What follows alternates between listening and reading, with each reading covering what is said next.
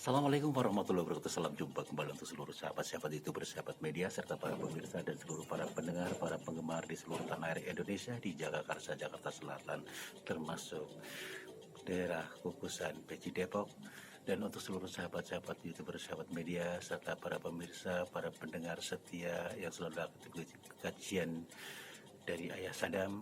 Di sini saya pribadi, Bung Jepri, selaku pembawa acara channel Ayah Sadam mengudara kembali untuk Anda dalam acara tanya jawab seputar dunia lain edisi religi.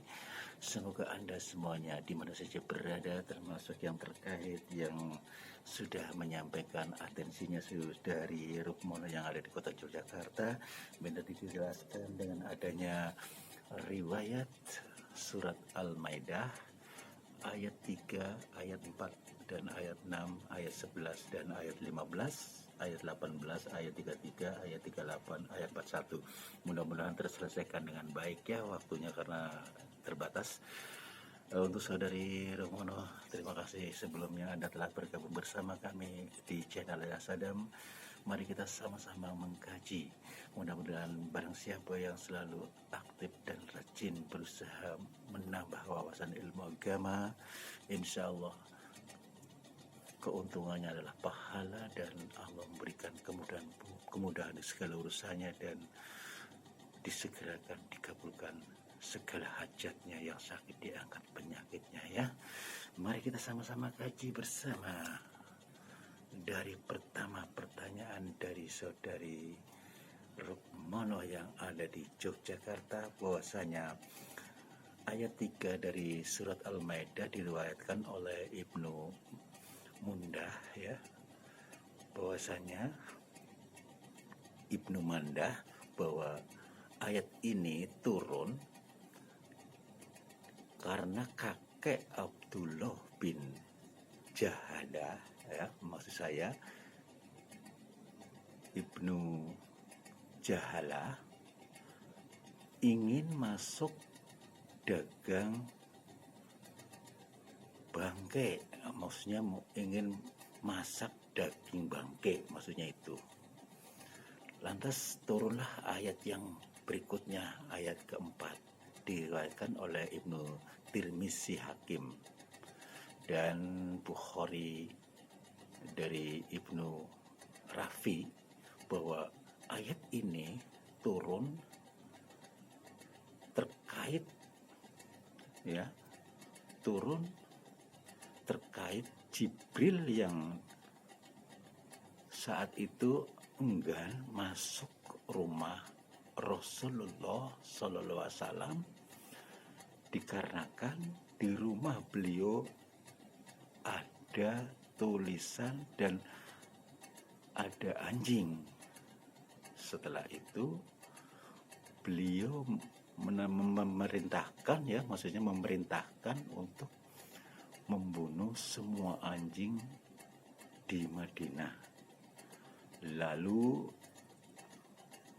Abu Rafi bertanya, wahai Rasulullah Sallallahu Alaihi Wasallam, apakah anjing yang dibunuh ini halal untuk kamu? Maksud saya untuk kami. Lantas dijelaskan kembali, diriwayatkan oleh surat Al-Maidah ayat 6 oleh Bukhari dari Aisyah, bahwasanya ayat ini turun berkenaan dengan Abu Bakar yang pada saat itu memikul atau memukul Aisyah radhiyallahu anhu. Ketika itu Aisyah sedang menjauhkan ya, sedang menjatuhkan kalung di gurun. Lalu Rasulullah SAW mengambilnya setelah itu Rasulullah SAW malah tertidur di pangkuan Aisyah. Hal ini membuat Abu Bakar Siddiq radhiyallahu anhu marah karena para sahabat jadi tertunda ke Madinah. Bangun tidur Rasulullah SAW tidak dapat berwudu karena tidak ada air, lalu turun ayat ini. Lantas untuk ayat berikutnya yaitu ayat yang ke-11 ya, diriwayatkan oleh Ibnu Jarir dan Yazid bin Abi Jayad, maksud saya Abi Jiyad, bahwa ayat ini turun terkait orang-orang Yahudi yang berniat membunuh Rasulullah SAW. Kala itu beliau datang menemui mereka untuk melunasi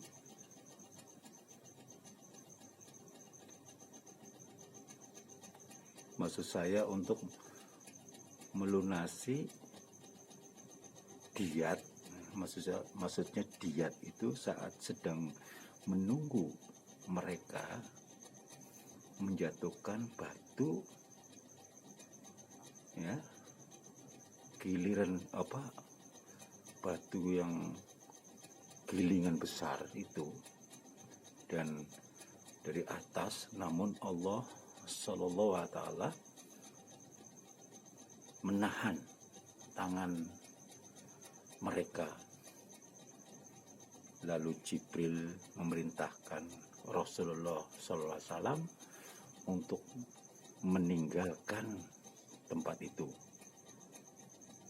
Lalu turunlah ayat ini. Untuk ayat berikutnya yaitu ayat yang ke berapa tadi? 15 ya, diriwayatkan oleh Ibnu Jarir dan dari Ikrimah, bahwa ayat ini turun berkaitan keberatan orang-orang Yahudi terhadap hukum rajam bagi bezina, padahal Taurat juga menerapkan hukuman yang sama. Namun mereka menggantikannya dengan hukuman cambuk dan menggundulkan kepala karena merasa tidak sanggup. Setelah ini orang Yahudi berzina tetap dirajam. Ini tentang masalah riwayat ayat 15 ya. Untuk ayat berikutnya yang ke-18 ya, bahwa ayat 18 diriwayatkan juga oleh Ibnu Ishaq dari Ibnu Abbas bahwa ketika Rasulullah SAW mengajak orang-orang Yahudi masuk Islam, mereka malah berkata, engkau tidak bisa menakuti kami. Dia bilang begitu ya. Hai Muhammad, karena kami adalah para anak dan kekasih Allah Sallallahu Alaihi Wasallam, seperti yang diriwayatkan oleh orang-orang Nasrani, maka turunlah ayat ini. Untuk ayat berikutnya yaitu ayat 33 ya. Ayat 33 diriwayatkan dari surat Al-Maidah, yaitu bahwasanya oleh Ibnu Jarir dan Yazid bin Abi Habib bahwa Abdul Malik bin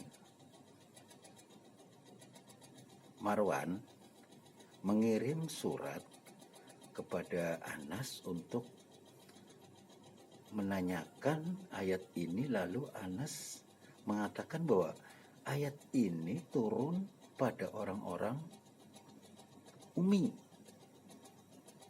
pada orang-orang Umi saat mereka murtad lalu membunuh seorang pengembala dan merampas untanya.